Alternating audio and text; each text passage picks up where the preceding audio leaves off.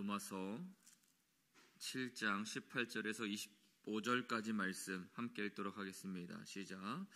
내 속 곧 내 육신에 선한 것이 거하지 아니하는 줄을 아노니 원하면 내게 있으나 선을 행하는 것은 없노라. 내가 원하는 바 선을 행하지 아니하고 도리어 원하지 아니하는 바 악을 행하는도다. 만일 내가 원하지 아니하는 그것을 하면 이를 행하는 자는 내가 아니요 내 속에 거하는 죄니라.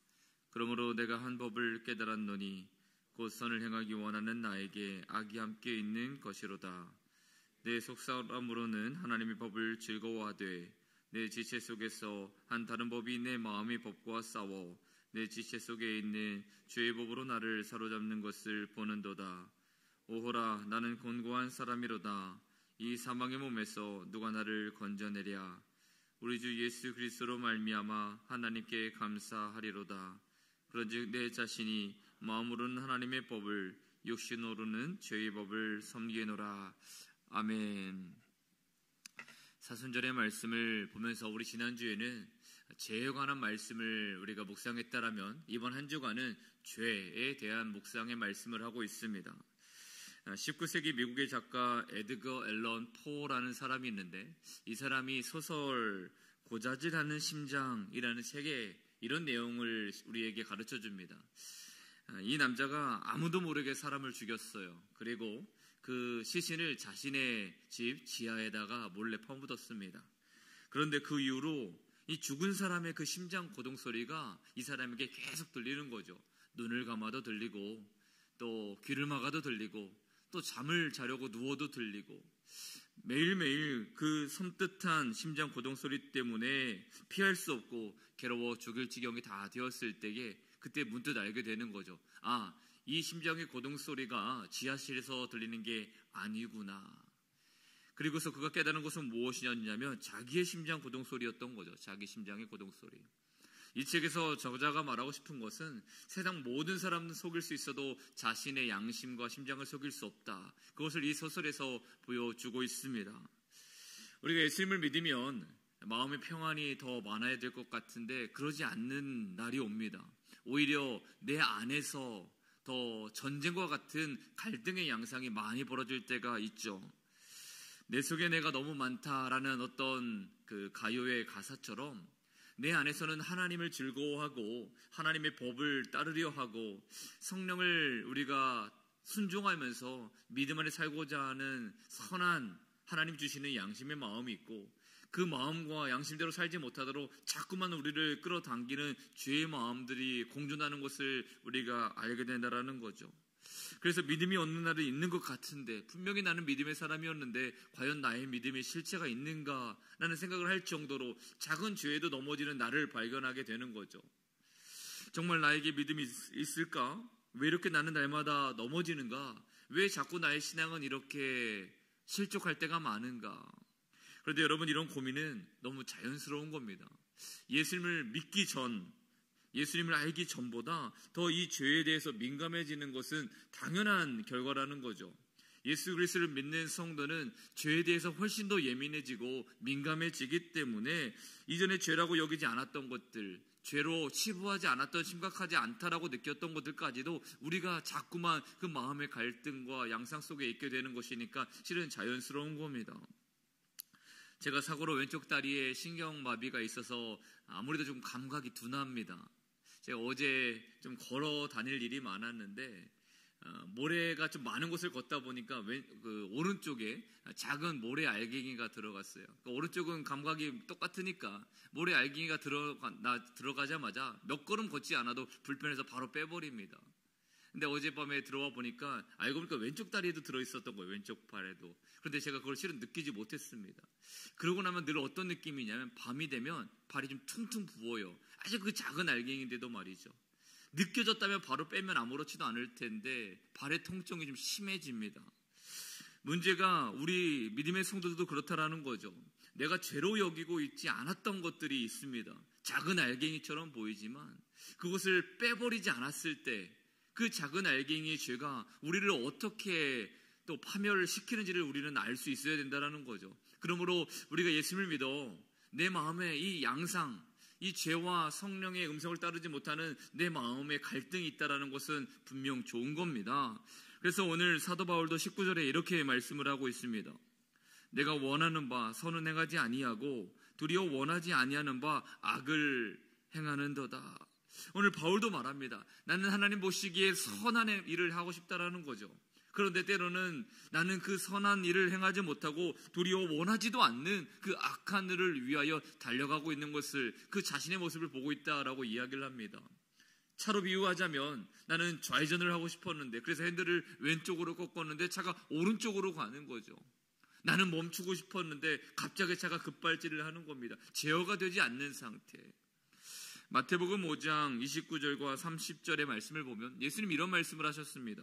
만일 내 오른눈이 너를 실족하게 하거든 빼어버려라. 백채의 시체를 가지고 지옥불에 던져지는 것이 더 낫지 못하다라는 이야기를 하시고, 내 만약에 오른손이 범죄를 저질렀다라면 찍어내어버려라. 백채의 그 육체를 가지고 온몸이 지옥에 던져지는 것보다 유익하다라는 말씀을 하셨어요. 그러면 우리가 남을 흘겨보는 나의 눈, 자꾸 미워하고 있는 나의 눈, 누군가를 증오할 때 하나님이 보신다라고 말씀하고 있는 나의 상태를 보면 우리 눈이 온전하겠습니까? 오늘 우리의 손이 온전하겠습니까? 예수님께서는 형제를 미워하는 것도 살인이다 말씀하셨어요. 행동하지 않았어도 그 마음에 품은 것이 살인이라 말씀하시고, 간음하지 실질적으로 하지 않은 것도 생각만으로도 간음이라 하셨는데, 오늘 우리는 뉴스를 보면서 그런 이야기를 또 속으로 많이 하지 않습니까? 누군가를 상해했다. 분노하죠. 그런데 그 분노하는 마음이 실은 우리 안에 존재하고 있다는 겁니다. 하나님의 기준으로 볼 때 우리가 매일 그와 같은 죄를 범하고 있는 존재인데 나를 향해서, 내 마음을 향해서는 우리가 분노하지 않을 수 있다는 거죠. 바울은 성령을 거스르는 자신의 그 육체의 소욕 때문에 날마다 괴로워했다라고 이야기를 하고 있습니다. 그리고 나서 결국 바울은 자신의 그런 상태를 바라보면서 탄식을 하게 되는 거죠. 24절 말씀입니다. 오호라 나는 곤고한 사람이로다. 이 사망의 몸에서 누가 나를 건져내랴.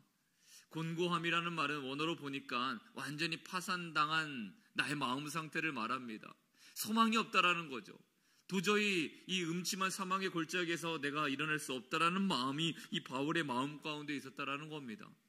예전에 율법 아래 있을 때는 그런 탄식을 바울은 해본 적이 없습니다. 그런데 은혜 아래 있으니까 그런 탄식이 시작되었다라는 겁니다. 아이러니하죠. 율법 아래 있을 때에는 자신의 노력으로 자기를 강화하고 자신의 의를 만들어내고, 그래서 자꾸 자신의 그 의를 가지고 다른 사람들을 정죄하고 비판할 수 있는 사람이었는데, 은혜 안에 있으니까 어떻게 바뀌었습니까? 그 정죄와 비판이 자기 자신을 향하기 시작했다라는 거죠. 오늘 우리가 예수님 안에 있다라는 것은요, 은혜 아래 있다라는 것은요, 내가 누군가를 향해서 바라보던 그 정죄와 비판을 나를 향해 할 수 있는 그런 시작점이 되는 줄을 또한 믿습니다. 그래서 때로는 우리는 절망할 필요도 있다라고 생각이 됩니다. 성도 여러분, 언제 한번 여러분들은 나의 이 신앙의 상태, 내 영적 상태, 또 죄와 성령의 소욕이 서로 싸우는 이 상태로 우리가 절망하며 탄식하며 아파해 본 적이 있습니까? 우리 사순절 기간에는 그런 시간도 우리에게 한 번쯤은 있어야 되는 줄을 믿습니다. 우리는 자칫하면 가면을 쓸 수 있어요. 종교적인 가면. 나는 충분히 의로울 수 있다라는 이 가식적인 죄의 마음들로 충분히 꾸며낼 수가 있다라는 겁니다. 이중적인 모습입니다. 우리가 잘 아는 것처럼 베드로가 영적으로 민감하지 않았을 때는 늘 자신만만했습니다. 자신의 믿음을요 자신했습니다. 그리고 예수님 앞에서도 그런 말을 이 베드로가 했었죠. 주님, 다 주를 버릴지라도 나는 절대로 주님을 버리지 않습니다. 그렇게 호언장담을 했던 것이 베드로 아닙니까? 그런데 작은 비자가, 작은 종 여인 하나가 너도 그와 함께 있었다라는 말 때문에 예수님을 부인하고 또 맹세하여 부정하고 저주하기까지 했던 것이 베드로라는 거죠. 한순간에 무너졌습니다. 정호인이라는 분의 시에 보면 이런 글귀가 있습니다. 너희 중에 누구든지 죄 없는 사람이 먼저 저 여자를 돌로 쳐라. 나는 그만 돌로 그 여자를 치고 말았다. 오늘도 새들이 내 얼굴에 침을 뱉는다. 이처럼 우리는 누구를 정죄할 자격이 실은 없습니다. 우리 안에 선한 것이 하나도 없다라는 것을 발견할 때가 있다라는 거죠. 예수님께서 바리새인들, 자신의 자랑을 가지고 주렁주렁 가지고 살던 그 바리새인들을 역겨워하셨던 것처럼, 책망하셨던 것처럼 오늘 우리도 우리 자신의 상태를 다시 한번 점검할 수 있는 이 귀한 새벽이 되었으면 좋겠습니다. 바울이 말하는 것처럼 하나님, 나에게는 선한 것이 없습니다. 나는 공고한 사람입니다. 내 마음은 완전히 파산당한 상태와 같습니다. 나에게는 스스로 소망을 찾을 수 있을 만한 힘이 없습니다. 라고 고백하면요, 오히려 이것이 나에 대한 부정, 자기에 대한 완전한 깨짐처럼 보이지만 비로소 하나님이 주시는 소망이 우리 안에서 시작될 줄을 믿습니다. 누가 사망의 몸에서 나를 건져낼 것인가 탄식할 때에 우리가 실은 그때 은혜와 가까워집니다. 나를 향한 이 마음의 양상의 전쟁 가운데 있는 나의 상태를 바라보면서 절망할 때 오히려 십자가는 가까워집니다. 오늘 말씀의 제목이 우리가 민낯을 발견할 때 은혜와는 가장 가깝다, 이런 말씀의 제목인데요, 나를 가장 정확하게 볼 때 내가 얼마나 죄에 취약한가를 볼 때에 근데 그때 우리가 은혜와 가장 가깝다라는 것을 발견합니다.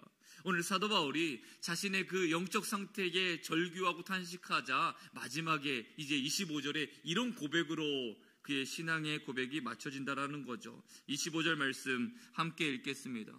시작. 우리 주 예수 그리스도로 말미암아 하나님께 감사하리로다.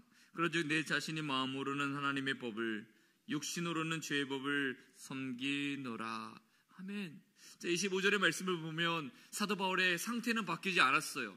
여전히 육신으로는 죄의 법을 따르는 것을 보게 된다라고 말하지만 그럼에도 불구하고 하나님 앞에 뭐라고 합니까? 감사하리로다 라고 이야기를 하고 있다라는 거죠.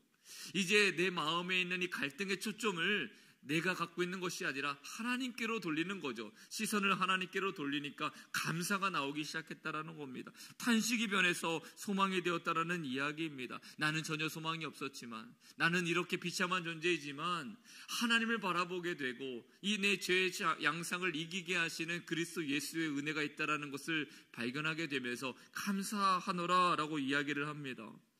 우리가 신앙생활을 잘 해보려고, 죄를 한번 이겨보려고 발버둥을 치면 더 깊이 죄로 빠져드는 것을 발견할 때가 있습니다. 마치 늪에 들어갔는데 발버둥 치면 늪에 더 깊이 들어가는 것처럼 우리가 늪이라는 죄악을 밟으면 어떻게 해야 됩니까? 반드시 외부의 동아줄을 잡을 기회가 필요합니다.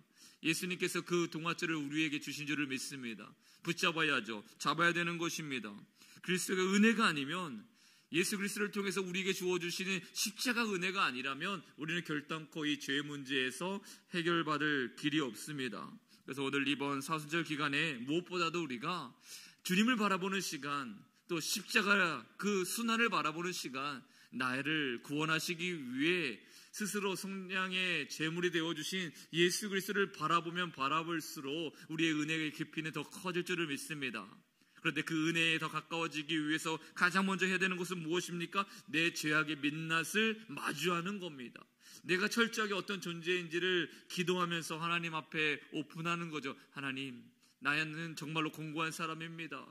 이 탄식의 인생을 구원하실 분은 하나님밖에 없습니다. 나의 인생을 지금 주님께서 불러주시고 자녀 삼아주시고 믿음으로 인하여 하나님의 은혜의 사람이 되게 하여 주셨는데 내가 이것을 잊지 아니하고 늘 감사하는 삶을 살아가기를 원합니다. 그렇게 고백되어지는 이 새벽이 되었으면 좋겠습니다.